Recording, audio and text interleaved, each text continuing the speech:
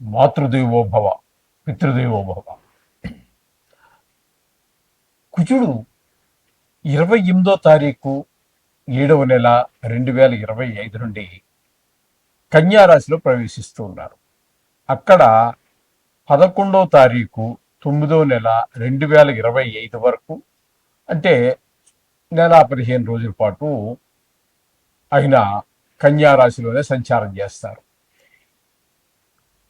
సింహం నుంచి కన్యలోకి మారుతున్నారు కాబట్టి ఇక్కడ ప్రతి రాశిలోనూ కూడా కుజుని యొక్క సంచారం నెల 15 రోజుల పాటు ఉంటుంది. ఒకరోజు అటు ఇటులో తేడాలో నెల 15 రోజుల పాటు సంచారం చేస్తూ ఉంటారు. ఈ రాశి నుంచి ఒక రాశి నుంచి ఇంకొక రాశికి మారేటప్పుడు ఏ ఏ ఏ రాశుల వాళ్ళకి ప్రయోజనకరంగా ఉంటుంది ఆయన యొక్క మార్పు, ఏ ఏ రాశుల వారికి కొంచెం వ్యతిరేక ఫలితాలు ఇస్తాడు అనేటటువంటిది మనం ఇప్పుడు తెలుసుకునేటువంటి ప్రయత్నం చేద్దాం. ఇక్కడ కుజుడు ఎప్పుడు కూడా గోచారంలో కుజుడు ఎప్పుడు కూడా 3 రాసుల్లో ఆయన యోగాన్ని ఇస్తారు. విశేష దృష్టిలు ఉన్నాయి, కానీ 3 గ్రహాలకి, నవగ్రహాలలో 3 గ్రహాలకి విశేష దృష్టిలు ఉన్నాయి. 1 కుజుడైతే, 2 గురువు అయితే, 3 శని భగవానుడు. ఈ ముగ్గురికి విశేష దృష్టిలు ఉన్నాయి. అంటే ముగ్గురికి ఒకే రకమైన విశేష దృష్టి లేదండి. అందులో కామన్గా ఉండేటటువంటిది సప్తమ స్థానం మీద దృష్టి ఉంటుంది ఖచ్చితంగా ప్రతి గ్రహానికి, రాహుకేతువులతో సహా అందరికీ కూడా 7వ దృష్టి ఉంటుంది. ఇక్కడ కుజుడికి ఉన్నటువంటి విశేష దృష్టిలు ఏంటి అన్నట్టయితే 4, 8 స్థానాలు విశేష దృష్టిలు. అలాగే శనికి తీసుకున్నట్టయితే 3, 10 విశేష దృష్టి. సామాన్య దృష్టి మామూలే సప్తమంలో. ఇక గురువు కూడా అట్లాగనే 5, 9 స్థానాలు విశేష దృష్టి కలిగి ఉంటాయి.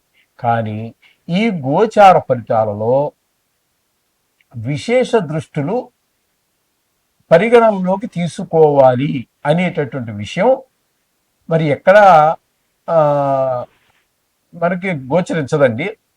విశేష దృష్టిలు ఎక్కడ మరి చెప్పబడలేదు. వాటి ఫలితాలు ఇలా విశేష దృష్టిని కూడా పరిగణలో తీసుకోవాలి అనేది అది కేవలం జాతకానికి మాత్రమే అని నా అభిప్రాయం. ఒకవేళ ఎవరికైనా మన జ్యోతిష మిత్రులకు తెలుసున్నట్టయితే తెలియజేస్తే దాన్ని కూడా పరిగణలో తీసుకోవచ్చు. కానీ గోచారంలో నాకు తెలిసినంత వరకు మాత్రము మీ విశేష దృష్టిలు అనేవి లేవు.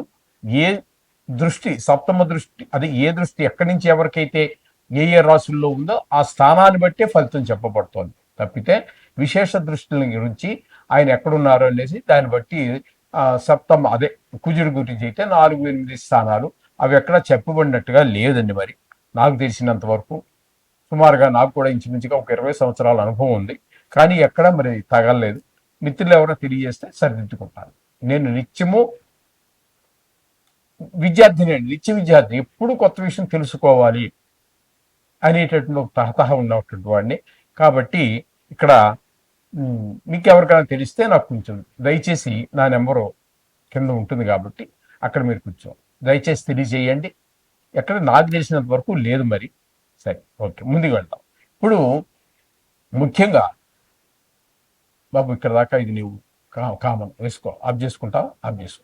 ప్రథమంగా మొదట మేషరాశితోటి మనం చెప్పుకోవడం అనేది ఒక సాంప్రదాయంగా వస్తుంది కాబట్టి ఇప్పుడు ఈయన కన్యారాశిలో ప్రవేశిస్తున్నారు కాబట్టి మొదటి నుంచి మనం మేషరాశి నుంచే ప్రారంభం చేయడం ఒక సాంప్రదాయంగా వస్తుంది కాబట్టి మేషరాశి నుంచే ప్రారంభం చేసుకుందాం. మేషరాశి వారికి కుజుడు షష్ఠమ స్థానంలో అంటే 6వ స్థానంలో సంచారం చేస్తున్నారు. ఎప్పటి నుంచి 28వ తారీఖు 7వ నెల 2025 నుండి నెల 15 రోజుల పాటు అక్కడ సంచారం చేస్తున్నారు. అయితే ఈ 6వ స్థానంలో కుజుడు ఇచ్చేటటువంటి ఫలితాలు ఏ విధంగా ఉంటాయి మేషరాశి వారికి అన్నట్టయితే ఇక్కడ కుజుడు షష్ఠమ స్థానంలో ఉన్నందువల్ల వస్త్రలాభో, ధాన్యలాభ, ధనలాభ, యశస్తదా, మనోల్లాసు, ధర్మసిద్ధి షష్టమస్తే కుజే భవేతు. షష్టమస్తే అంటే 6వ స్థానంలో కనుక ఉన్నట్టయితే కుజుడు ఏమవుతుంది అంటే వస్త్రలాభ, అంటే నూతన వస్త్రాలు కొనుక్కునేది జరుగుతుంది. లేదా ఎవరో పెట్టారు, మీరు అంటే మీరు కొనుక్కోకపోయినా ఎవరింటికో వెళ్ళారు, వారు చాలా కాలం తర్వాత వచ్చావనేసి మీకు బట్టలు పెట్టడం జరుగుతూ ఉండొచ్చు. అలా కూడా అవకాశం ఉన్నది. ధనలాభ, ధనం కూడా లాభం. అంటే ఇది మన ఎవరింటికో వెళ్తే మనకు ఊరికే పెట్టరండి. ఇది ధనలాభం అంటే మనం చేసే వృత్తుల్లో మనకి ఎక్కువ లాభాలు రావడం కావచ్చు, లేదా అమ్మకాలు విక్రయాలు క్రయ విక్రయాల్లో కావచ్చు, లేదా మనం చేసే ఉద్యోగంలో ఏదో ఇంక్రిమెంట్ రావటమో, లేకపోతే పాత అరియర్స్ రావటమో, ఇట్లాంటివి ఏమైనా కూడా అవ్వచ్చు. ఈ విధంగా ధనలాభం మొత్తం మీద మీకు ధనలాభం వచ్చే అవకాశం కనబడుతూ ఉంటుంది. ధాన్యలాభం, ధనలాభం ధాన్యలాభం. అంటే ధాన్యలాభం అంటే అది పూర్వకాలంలో పంటలు చేలు ఉండేవి కాబట్టి వాటిలో పండించుకునేవారు కాబట్టి ఆ పంట బాగా దిగుబడి వచ్చి మనకు అనుకూలంగా ఉండేది. అంచేత ఇక్కడ ధాన్యలాభాన్ని కూడా మనకు చెప్పడం జరిగింది. ధాన్యలాభ యశస్తదా, అలాగే యశ అంటే కీర్తి కూడా మనకి మంచి పేరు ప్రఖ్యాతులు కూడా వచ్చే అవకాశం ఉంటుంది. ధర్మసిద్ధి, ధర్మాన్ని మనం సిద్ధింప చేసుకుంటాం. ఈ విధంగా సంతోషము, పరోపకారం చేయటము.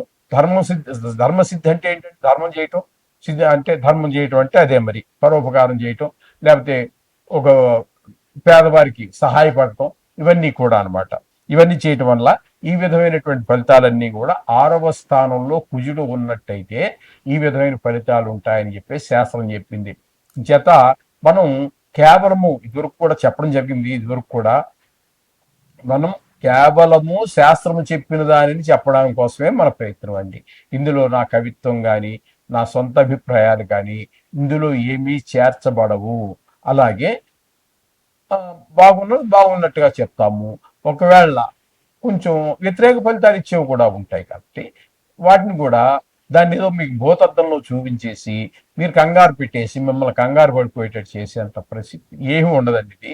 ఇది కేవలము గోచార ఏ ఫలితమైనా జాతక ఫలితాలైనా అంతే, గోచార ఫలితాలైనా సరే మేము చెప్పబోయేది కేవలము శాస్త్రానికి సంబంధించే, అంతేగాని నా అభిప్రాయాలు ఇందులో ఒక్క మాట కూడా వినబడదండి. మీరు నిజంగా శాస్త్రమే చూడాలి అనుకున్నట్టయితే మా ఛానల్ మీరు సబ్స్క్రైబ్ చేసుకోవచ్చు. అంచేత ఈ విధంగా మేష రాశి వారికి ఈ విధమైన ఫలితాలన్నీ వస్తుంటాయి. ఒకవేళ ప్రతిఫలం అంటే అనుకూల ఫలితాలు కాకుండా ప్రతికూల ఫలితాలు ఇచ్చేటట్టయితే మీరు ఏమి శాంతులు చేసుకోవాలని కూడా చెప్పడం జరుగుతుంది. ఇప్పుడు అంతా మంచిగానే ఉన్నది. అయితే దీనికి ఇంకొంచెం మంచి ఫలితాలు కావాలి అనుకున్నట్టయితే కుజుడికి సంబంధించినటువంటి మంత్రము, లేకపోతే బీజాక్షరాలు, గాయత్రియో ఏదైనా చేసుకోండి. నిత్య పూజలో రోజు నవగ్రహాన్ని చదువుకోండి అని మనం మా వార ఫలాల్లో, మాస ఫలితాల్లో, పక్ష ఫలితాల్లో చెబుతూనే ఉన్నాం. దాన్ని మాత్రం దీనికి కూడా వర్తిస్తుందండి. మొత్తం జ్యోతిష్యానికి సంబంధించి మనం సంవత్సర ఫలితాలు చెప్పినా కూడా ఏది చెప్పినా ఖచ్చితంగా అది వర్తిస్తుంది. నవగ్రహాలకు సంబంధించి కానీ, లేదా నవగ్రహాలకు సంబంధించి ఇతరత్రా చెప్పబడి ఉన్నటువంటి విష్ణు సహస్రనామం, లేకపోతే ఈశ్వరాభిషేకం ఇత్యాదులన్నీ కూడా అన్నిటికీ వర్తింపజేస్తుంది. శుభం భూయా.